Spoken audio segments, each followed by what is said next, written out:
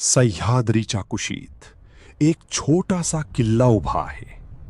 ना फार उंच, ना अभेद्य भिंती, पण याच किल्ल्याने दिल्लीच्या तख्ताला तब्बल 6 वर्ष झुकवलं. सन 1680 छत्रपती शिवाजी महाराज यांचं निधन होतं आणि याच क्षणाची वाट पाहत होता दिल्लीचा बादशहा औरंगजेब.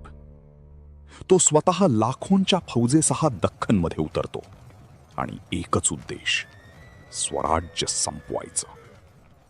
आणि त्याची पहिली नजर पडते नाशिक जवळील एका छोट्या किल्ल्यावर, रामसेज किल्ला.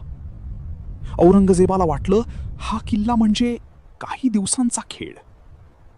एका बाजूला 50,000 मुघल सैनिक, तोफा, हत्ती, घोडदळ, आणि दुसऱ्या बाजूला फक्त 500 ते 600 मावळे. किल्ल्याचा किल्लेदार सूर्याजी जेधे, काही इतिहासकारांच्या मते. पण त्यांच्यात होती स्वराज्यासाठी मरायची तयारी. मुघलांनी किल्ल्याला वेढा घातला. लाकडी बुरुज, दमदमे उभारले, ज्यामुळे किल्ल्यावर थेट तोफांचा मारा करता येईल. सगळं काही मुघलांच्या प्लॅनप्रमाणे चाललं होतं. पण मराठे कधीच सरळ लढत नव्हते. रात्रीचा काळोख आणि अचानक मावळे किल्ल्याबाहेर पडले. गनिमी काव्याने ते मुघलांच्या छावणीत घुसले आणि लाकडी बुरुज आगीच्या ज्वाळात जाळून टाकले. मुघल सेना हादरली. हा छोटासा किल्ला इतका भयंकर प्रतिकार करेल याची कल्पनाही नव्हती.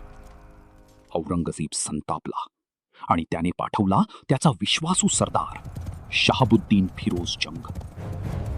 शहाबुद्दीन आला. त्याने पुन्हा जोरदार हल्ले केले, पण रामसेज पुन्हा उभा राहिला. यानंतर औरंगजेबाने पाठवला त्याचा दूध भाऊ खान जहान बहादूर कोकालटश. पण निकाल तोच, अपयश. 1 महिना, 1 वर्ष, आणि ही लढाई चालू राहिली. तब्बल 6 वर्षे. अन्न कमी, पाणी कमी, पण हिम्मत कधीच कमी पडली नाही.